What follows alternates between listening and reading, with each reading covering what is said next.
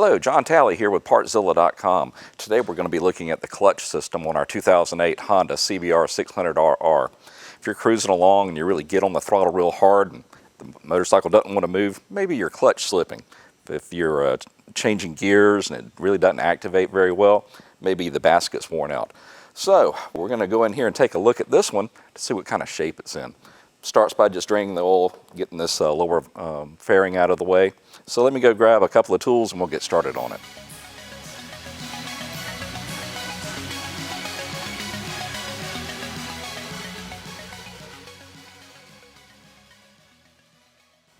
Alright guys, we've got the lower valence pulled. We went ahead and drained the oil. And at this point I'm going to vary a little bit from what the Honda manual wants us to do. They actually want us to go ahead and prop the tank up and then get to that connection for the crankshaft position sensor, get it unplugged. I would assume they're doing that because they don't want you to have it hanging by the wire. So when I pull it off, I'm just going to hang it to the side, maybe attach it by, I don't know, a zip tie or something, just to keep it from putting stress on that wire.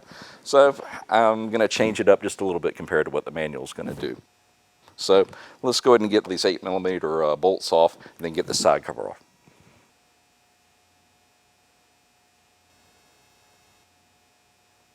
Alright guys, we've got our cover off and I've just got it supported by just a little wire going up to, looks like the throttle cable up top, just so it didn't hanging by the crankshaft position sensor. Alright, with the cover off, we've got the clutch pack exposed, and then you saw me take off the idler gear.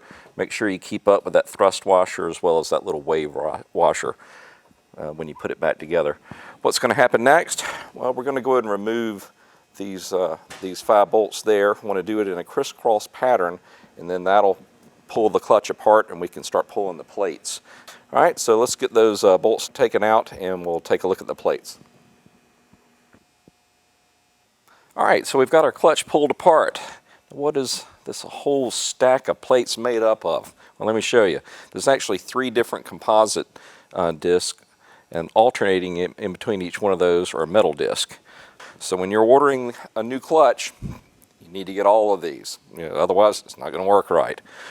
Now, just looking at our plates, I can go ahead and tell you they actually look to be in pretty good shape. The wear limit on these is, I believe, 2.6 millimeters. We're still at over 3. So honestly, I mean, there was not a problem with this clutch. It wasn't slipping. It was engaging pretty smooth, 3 as well. So this really wasn't called for on this particular machine, and I'm seeing their uniform going down through.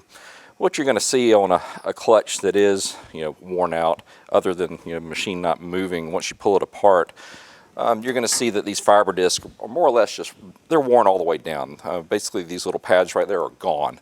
Another telltale sign is the metal disc. After they've been slipping, they actually turn blue from the heat. That's another indicator. But since I've got it apart and I'm trying to show you how to install a new clutch, we're going to go ahead and do that. The other thing we want to do is we want to look at our basket and our inner hub. When you come in here, what you're looking for is the plates are just running back and forth as you activate and deactivate the clutch. And eventually it starts wearing on these edges right here and on the inside. I can see where the marks are, but they're really not that pronounced. So I think this basket can keep going as well. I mean, when you run your finger down through there, if it feels really lumpy, probably need to go ahead and replace it. But this one, I don't think it's called for. Alright, so let's go ahead and get these clutch plates submersed in some oil for about 15-20 minutes. Let it go ahead and get in the fibers. Otherwise, if you put it together dry, it'll burn apart almost immediately.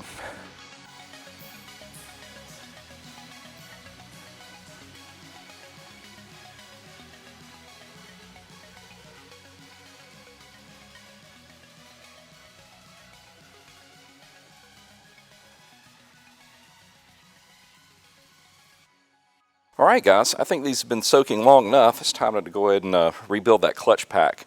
Did you remember there was 3 different types of discs?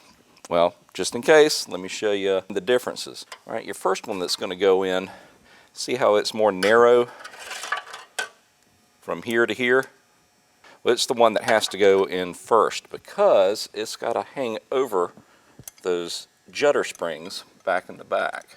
All right, with that in place, we could go ahead and start putting the other disc in. The disc that you need to separate is this one, and how you ID it is these little wear sections right here are a little bit wider. So we need to lay it out to the side. And now we can start alternating in between our metal disc and the friction disc. All right, and then our last one. And remember, it goes back by 1 tooth. So you want it right there. Make sure you got your pull pin in position.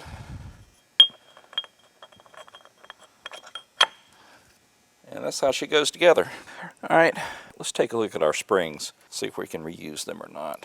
So the service limit is 45.8, and we're 45.5. 45.5. Let's see what a new one looks like. Up around 47. So a couple of millimeters difference. So these are right on the edge. So I'm going to go ahead and replace them.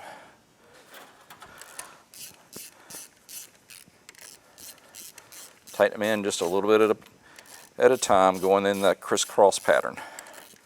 All right, they're all snug down. Let's go ahead and get them torqued. Remember, that's 9 foot-pounds.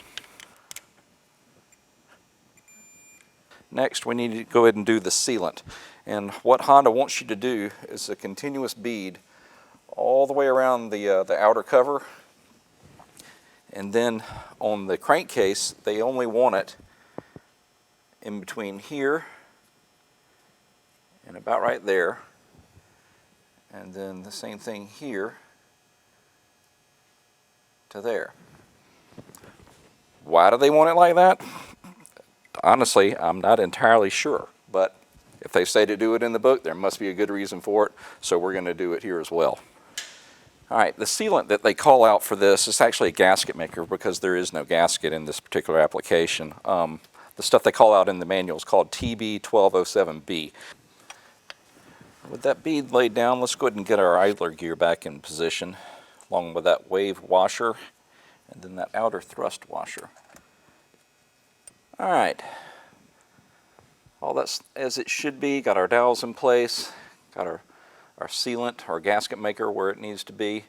Next, we need to go ahead and put the cover on. What we need to do here is turn this, I believe it's clockwise, bring it back and then bring it in, turning it clockwise because we have to grab this, this pull at the very end of the clutch housing.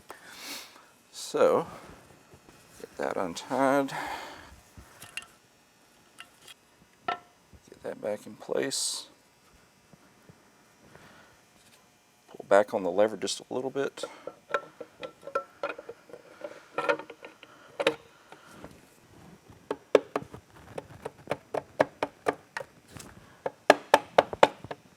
Just like that. See, she just reached around and now it's got a hold of that end of that pin.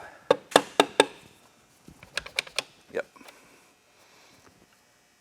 Did one mistake though. That spring is not in the right position. So we're going to carry it around and get it in the right position. There.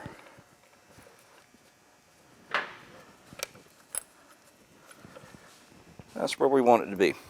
Next, just need to get all these little 8mm bolts put back in the case. Just go all around, tighten them down a little bit at a time so it pulls in the case evenly. All right, guys, we've got all those bolts snug down. The next thing we need to address is the clutch cable. Real important step right here. Because we've replaced the plates, our adjustment area is increased now. So what we need to do is go over on the other side of the machine and go ahead and run that tensioner all the way in. That way it's at its home or its 0 point. Then we'll get back over here and do the course adjustment. All right, so let's reach up in here, break that stop off, go ahead and roll it all the way back, and then bring her in. You don't have to bring it all the way. Bring it all the way in, then bring it out about a turn or two. All right, now, let's get back on the other side and do the course adjustment. All right, with that adjuster all the way in, let's go ahead and get this cable reattached.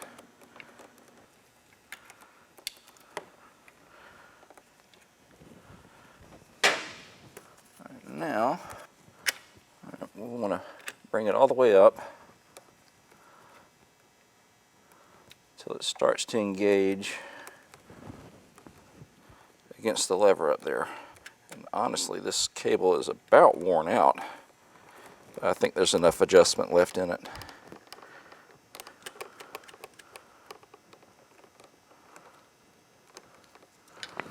Alright, get that little cap over the end. Alright, at this point, this is when you're going to want to reference our clutch adjustment video, and I'll show you how to get it dialed in. Alright guys, well that pretty much wraps this one up. All that's left at this point is just to refill it with oil and then put the lower cowling back on. And if you reference our oil change video, I can show you how to get that done. Well, listen, if you need any of the parts that we used here, come see us at Partzilla.com. If there's something I did that you couldn't see, if you have a question about it, if you would just leave it in the comments section below and I'll do my best to answer it. And until next time, we just want to say thank you for watching.